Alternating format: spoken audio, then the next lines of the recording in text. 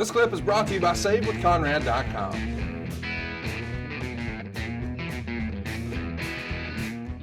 Around this time, just to add context, a lot of promotions are popping up. Main Event Championship Wrestling by John Collins of Evansville runs an ECW arena show that literally falls apart. I mean, unbelievable. Are you nervous that, man, all around me, guys are starting to try their own thing and it's not working out? Or did just the old nod from your music buddies make you feel confident that, hey, if I can keep the guys in line, so to speak, and I can handle that end, and I'm confident in my abilities to do that since I grew up in the business, we'll be fine?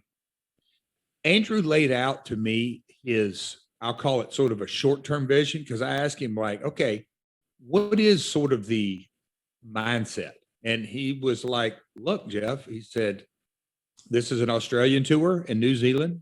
Okay. If we come back here in 6 months, it's not going to be old. It'll still be somewhat fresh. We've probably got 2 runs in the UK, twice a year.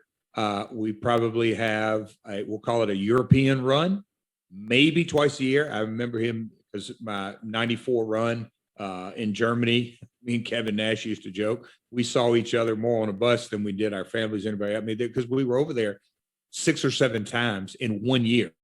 For Vince. But anyway, so Andrew sort of laid out this quasi global touring schedule. And he had concert promoters in Kuala Lumpur. I mean, just really a global touring.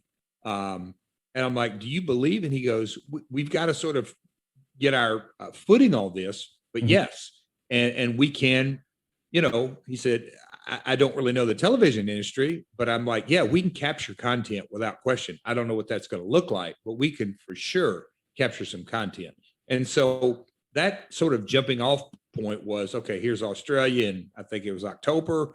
We're going to go to the UK in December. We're going to circle back. And he had some big plans. But he just sort of wanted to find his way through it all. But that was like, I never envisioned, okay, this is my 10-year plan. Look, I'm 30, early 30s. I didn't even think about a 5-year plan, but it was like, okay, let's see where this goes. Because he, not only his personal money, he also had, again, the broker, the connections around the world where it wasn't all his money either, which fascinated me that, okay, there's plenty of talent out there. These promoters, this is a American form of entertainment, so to speak. Let's see where this takes us. So I guess we should address, sort of the way the business has changed. I mean, these days it's all about television rights, but back in the day, this was a very much a live event business. I mean, what you grew up in, and even the Vince McMahon model, maybe not so much WCW, especially towards the end, was, hey, let's give them, an infomercial for the live event on TV, but we're trying to sell tickets. And now we're just going to, I assume, run commercials inside of existing wrestling content. So as Monday Night Raw, or whatever they called it over there, airs, we're going to go ahead and slide a commercial in saying, hey, all these great stars are going to be here. Come on out and see us. Is that sort of the concept? And not just, I don't want to say it wasn't predicated on advertising within WWE content. It was, look, we are going to get savvy with media, radio, and that kind of stuff, do the local breakfast show and the midday show and whatever it may be, but attack the media like he does his music acts. And, he said, you've got a lot of folks that, quote unquote, are household names. And he's like, you only need a few, was his mindset.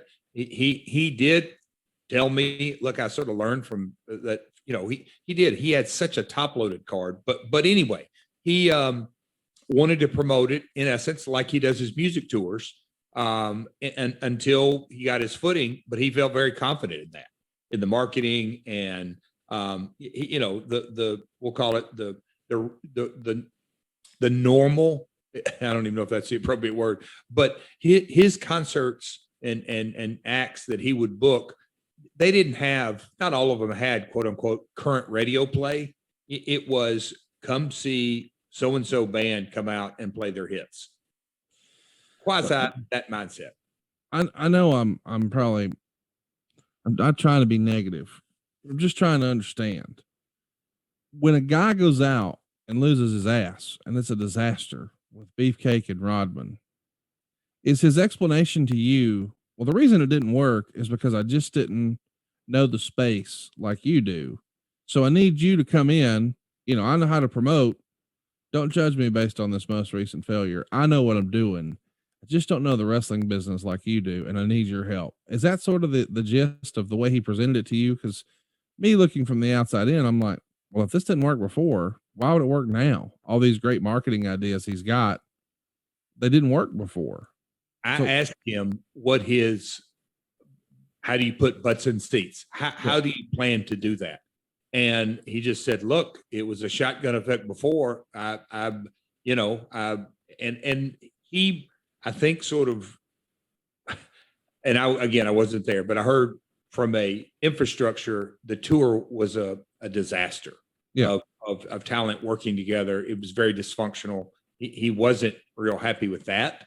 And I just said, you got to get lean and mean and figure out, because they did sell what I recall was they sold some tickets. They didn't sell out, but they sold some tickets. People were there. People showed up, but yeah, not to the level he had expected. And so let my family save your family some cash. You don't need perfect credit. You don't need money out of your pocket, but we will save you money. It's not a matter if, it's a matter of how much. SaveWithConrad.com.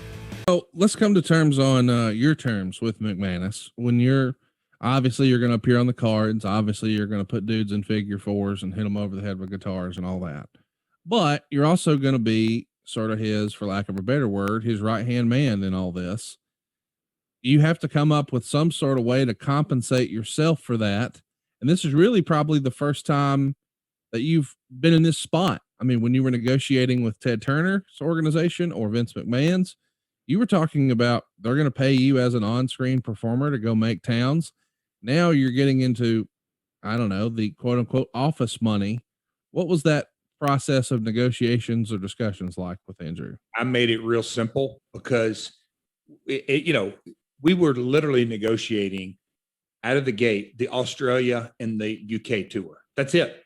Right. Just look. And I just said, look, my day rate is this. God, I wish I'd love to dig those, but it was, I should have done that homework, but I had a day rate and I said, let's just bump it up $100 or $200, not a lot across the tour. And that will get me, all the legwork leading up to the tour, contacting the talent. And Jeremy did a lot of that.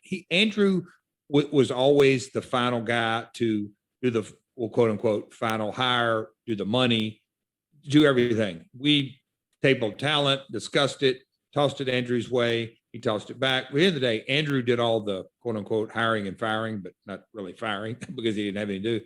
But I just negotiated into my day rate a couple of bucks to get us to the tour, to do the legwork.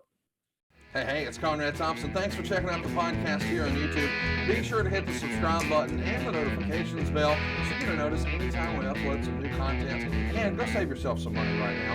If you're in a 30-year loan or you have credit card debt, it's not a matter of if I can save you money. It's a matter of how much. Find out right now for free at SaveWithConrad.com.